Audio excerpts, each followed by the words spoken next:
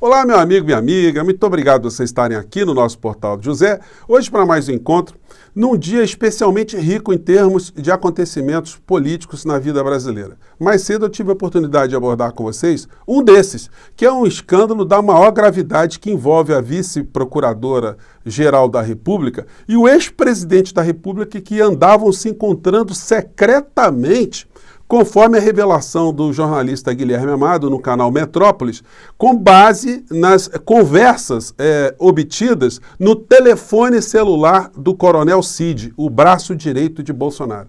Gente, isso não é pouca coisa. Em que lugar do mundo você soube que o órgão acusador estava se reunindo com criminoso para tratar de algum assunto? Secretamente, porque se fosse uma situação republicana, teria uma agenda ali, eles se encontrariam de uma forma clara, poderiam conversar ali sem nenhum tipo de interferência, mas pelo menos a sociedade saberia desse tipo de promiscuidade de uma forma mais nítida. Agora, encontro secreto para ir buscar a subprocuradora, a vice-procuradora no apartamento dela, para se encontrar com o presidente da República da época, em meio a graves acusações de crimes que ele estava cometendo contra o povo brasileiro e depois não acontecer absolutamente nada, nem com ele, nem com seus parentes, nem com as pessoas mais próximas, isso tem que ser esclarecido e é uma situação muito grave. Eu faço aqui votos, que outras pessoas se engajem também nesse tipo de esclarecimento para que essas pessoas sejam responsabilizadas, principalmente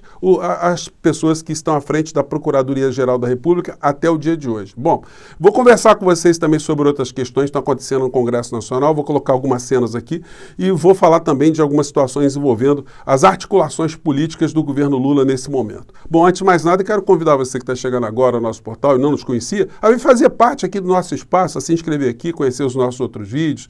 Se você gostar, compartilhe, dê seu joinha. São formas de você também ajudar também que o nosso conteúdo chegue a mais pessoas. É muito legal ter mais gente chegando aqui no nosso portal. E se puder, participe também dos nossos chats, que todos os dias eu abro aqui antes de entrarmos no ar, entre 5 horas e 5h30. Se inscreva também no nosso clube de membros, que é uma ferramenta adicional que o YouTube coloca à disposição das pessoas, que se identificam com os canais, com os portais e querem ficar mais próximas, tá bom? Então, você está convidado também. Gente, muita coisa acontecendo. Eu mostrei para vocês mais cedo um pronunciamento da deputada Sâmia Bonfim e agora, à tardinha, estava rolando a Comissão de Relações Exteriores e Defesa Nacional na Câmara dos Deputados. Comissão essa que tem ali como um dos membros, o Dudu Bananinha. E o Glauber Braga, que faz parte dessa comissão, ele teve um enfrentamento ali com o Dudu Bananinha, que no final levantou e saiu correndo, Ele sumiu no final da história, ele não aguentou a pressão. Do que a gente está falando? Vou mostrar aqui, essa comissão aí, majoritariamente de direita, estava ali fazendo uma farofa total em função da visita de Nicolás Maduro, da vinda de Nicolás Maduro aqui no Brasil, como Lula tratou essa questão, enfim. E eles ali fizeram um tumulto danado que não vai dar absolutamente nada. Até a Solidariedade, a jornalista da Globo, eles começaram a fazer o Dudu Bananinha se solidarizando com ela, enfim. Gente, uma hipocrisia muito grande. Mas essa comissão teve um momento extremamente interessante. Vamos lá a eles, vamos lá. Para agradar a extrema-direita brasileira, porque eles, evidentemente, não se agradariam, só se Maduro tivesse chegado no aeroporto com carregamento de joias. Porque aí eles iam adorar, porque adoram sentar no colo do príncipe saudita. Nesse caso em específico, não falam em ditadura. Agora, quando se trata do restabelecimento de relações diplomáticas com o país vizinho da América Latina, fica quietinho, que agora eu estou falando. Você já falou bastante. Fica quietinho agora. Fica calmo, fica quietinho. Você já devolveu todos os colares? Como orienta a bancada do PSOL, deputado Glauber Braga? Quando a sua mãe devolver lá também. Não tenho que devolver. Aí o Dudu Bananinha atacou a mãe do Glauber Braga, Foi nesse patamar. E o Glauber Braga não fez por menos. Quando ele retomou a palavra, ele fez algumas cobranças para o Dudu Bananinha, que no final da história levantou e saiu correndo da comissão. Vamos lá. É de que minha mãe teria sido caçada por desvio de dinheiro na merenda. Isso foi um ataque que o Dudu Bananinha fez à mãe do Glauber Braga. O que, evidentemente, nunca aconteceu. Mas a extrema-direita bolsonarista não fica satisfeita com a fake news. Eles repetem ad eterno, para que verdade se transforme. Minha mãe hoje é uma mulher que não está mais na disputa política, porque ela já tem um Alzheimer avançado.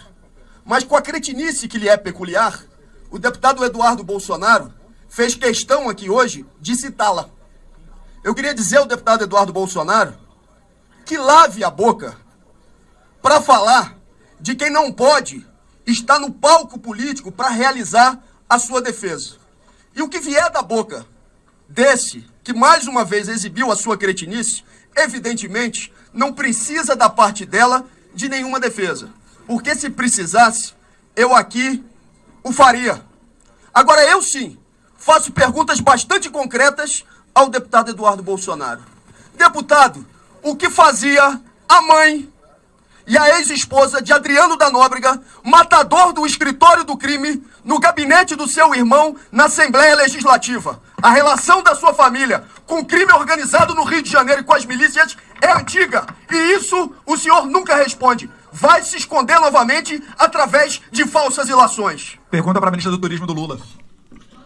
Presidente, só vai se esquivar mais uma vez? O Dudu Bananinha, ele não responde como ninguém da família Bolsonaro vai responder. A evidência da conexão da família, né, com o crime, com as milícias, com assassinatos aqui no Rio de Janeiro, aqui no Brasil, né? Bom, então foram essas as questões da tarde. Voltando aqui à senhora Lindora. Mensagens de Cid mostram reunião secreta de Bolsonaro com a vice Lindora. Gente, a matéria é curtinha, mas ela é reveladora. Se não tivesse nada para ser escondido, por que se encontraram dessa forma? Uma coisa estranha, essa senhora ser apanhada no seu apartamento, ser levada para o Palácio do Planalto sem agenda, de uma forma secreta, uma forma clandestina, num adultério institucional, né? Numa infidelidade institucional, porque não é para isso que a senhora Lindora está lá. Ela está lá, segundo a Constituição, para defender o povo brasileiro, a sociedade brasileira, os interesses difusos e coletivos da sociedade brasileira, a Constituição brasileira, e não criminosos montados numa montanha de cadáveres. Isso tem que ser explicitado. Alô, Conselho Nacional do Ministério Público. Alô, companheiros da senhora Lindora dentro da Procuradoria-Geral da República. Alô, imprensa. Isso tem que ser esmiuçado. Gente, vocês conhecem algum lugar do mundo onde o órgão acusador se encontra secretamente com o acusado e depois não acontecer absolutamente nada com ele, sobretudo em crimes contra a vida de centenas de milhares de pessoas? Onde é que se viu isso? Então, gente, não é uma coisa para a gente tratar meramente jornalisticamente, não. Isso tem que ser enfrentado, tem que ser esmiuçado, tem que ser exposto.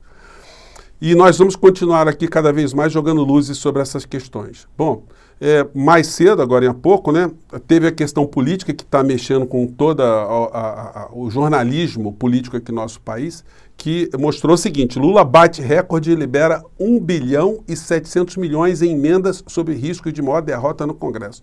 Então, gente, o pragmatismo está sendo colocado em plena luz do dia, né? Porque as pessoas que estão no Congresso Nacional, que eu disse para vocês, que fazem parte desse centrão, que são negociantes, são homens e mulheres de negócios, eles só entendem essa linguagem. Se não der o meu aqui, se não liberar a minha emenda, não conte comigo. Então isso vai exigir do governo atual que tenha muito mais competência, muito mais presença para lidar com essa gente, sobretudo colocando as questões de uma forma muito clara para a sociedade. Se não tem nada ilícito, tem que ser colocado. Olha, está acontecendo isso, os deputados A, B, C estão levando grana para a sua região para fazer tais e tais coisas. Essa grana está indo para lá, mas ela vai ser fiscalizada. Isso não vai ter dinheiro solto assim, sem nenhum tipo de repercussão, sem nenhum tipo de controle sobre isso. Então isso tem que ser colocado de uma maneira republicana, né, gente? Os jornais estão falando disso. Ordem no Planalto é pagar e nomear para resolver crises no Congresso. Então, essa situação ela é consequência, inclusive, de uma outra que eu tenho abordado aqui muitas vezes no nosso portal, que é a falta de comunicação do governo, do presidente da República com a sociedade. Estamos completando 5 meses agora de governo sem nenhuma live. E quando não se faz isso, o presidente fica sem apoio na sociedade, ele fica sem esclarecer, como tem se usado, né, a narrativa principal que esse governo quer colocar para a sociedade. Nós todos estamos repercutindo, as pautas são colocadas pelos grandes veículos de comunicação. E o deputado André Janones, agorinha mesmo na Globo News, falou um pouco sobre essa questão que eu vou compartilhar aqui com vocês. Vamos lá. Ela foi, na minha opinião, através do golpe. Deixa eu colocar o áudio aqui. Está um pouco baixo, mas dá. Então não é simplesmente porque o Lula não tinha envolvimento. O Lula não sofreu nenhum processo de impeachment naquela época, porque ele estava com uma popularidade muito forte. Tem uma frase que diz o seguinte: se tem uma coisa que mete medo em política, é o povo nas ruas. Então por que dessa vez o governo não está com toda essa força, com toda essa popularidade, com as pessoas nas ruas, ou, trazendo para os tempos modernos, nas redes, né? Isso é algo que eu tenho dito com muita frequência, já disse inclusive ao presidente que o povo nas ruas atualmente é o povo nas redes. Por que isso não acontece? Porque o governo comunica mal, na minha opinião. Já disse isso não é uma crítica que eu faço com o objetivo de prejudicar o governo, muito pelo contrário, sou um aliado de primeira hora, sou base do governo, mas eu entendo que a gente precisa melhorar no quesito comunicação. O que falta alguns personagens perceber é que o que nós estamos vivenciando não é uma disputa, Val, para saber quem faz mais, quem entrega mais. Essa disputa do quem entrega mais, a gente conseguiu vencê-la com 30 dias de governo, no máximo 90. Em 90 dias de governo, o presidente Lula já tinha feito mais do que o ex-presidente Bolsonaro em 4 anos. Então, qual que é a disputa que a gente vivencia? A disputa de narrativas. Nós temos um governo que retomou Minha Casa Minha Vida, que é um programa extremamente popular, que aumentou o valor do Bolsa Família, que agora vai promover uma redução no valor dos veículos. Ora, e quase não se fala nisso. Nós não conseguimos pautar as discussões. Então, na minha opinião, a gente está sendo derrotado na disputa das narrativas. Ao perder a disputa de narrativas, o nosso poder de negociação se fragiliza e aí o presidente da Câmara passa a ter um poder muito maior do que o que ele tinha, do que o que se é natural de um presidente da Câmara dos Deputados. E aqui eu friso que, na minha visão, o presidente Arthur Lira não está fazendo nada de errado. É bom lembrar que o presidente Arthur Lira não é filiado ao PT, ele não é um aliado de primeira hora do presidente da República, ele simplesmente está jogando, está fazendo a política da maneira dele, está indo até onde o governo está. Eu tenho uma parte aqui que o Janones, ele avança um pouco mais aqui, deixa eu ver se é esse trecho aqui, gente, vamos lá. Do Congresso que não é nem direita nem esquerda. Essa ala tem lado, ela é a direita. Ela está mais aliada com o ex-presidente Bolsonaro e foi um pedido do Centrão para comunicação. Que a saída é pela questão da comunicação. Esse trecho aqui é legal. Você Opa. não tem como mais... Só um minutinho, deixa eu voltar aqui. De meio ambiente em particular. Gente, nosso programa não é editado, vocês sabem disso, né? Vamos ver aqui. Eu vou voltar sempre com a mesma resposta. Comunicação. Que a saída é pela questão da comunicação. Você não tem como mais, em pleno 2023, fazer política segmentada, fazer política para nichos. Não existe mais, depois do advento das redes sociais, não é mais possível querer que o eleitor se comporte mais como coadjuvante. O eleitor aprendeu, através das redes sociais, que ele pode ser protagonista no processo. Ele pode opinar, ele pode ir aí agora embaixo, através de qualquer rede social, e desmentir o que eu estou dizendo aqui, dizer que discorda, e vocês podem me fazer N elogios ou críticas, eles podem ir lá e falar o oposto. Então eles participam da vida política do país. E sem uma comunicação efetiva, eles não participando, você não tem força para negociar. Você não tem como controlar as narrativas. E esse controlar não é no sentido de censura, como a direita tenta esbravejar. É no sentido de dar a sua visão, a sua imagem. Isso não é novo, ninguém está inventando a roda. O Chacrinha já dizia, quem não se comunica se trupica. A comunicação sempre foi a essência. E por que, Flávio, que a gente não tem essa comunicação efetiva? É porque existe algo, e aqui talvez seja o cerne da questão, existe algo que precede uma comunicação efetiva. Como que vocês aqui, através do Estúdio I, determinam a maneira como vocês vão fazer a comunicação de vocês, identificando o público de vocês? Então, a identificação, ela precede a comunicação. Você precisa identificar o seu público.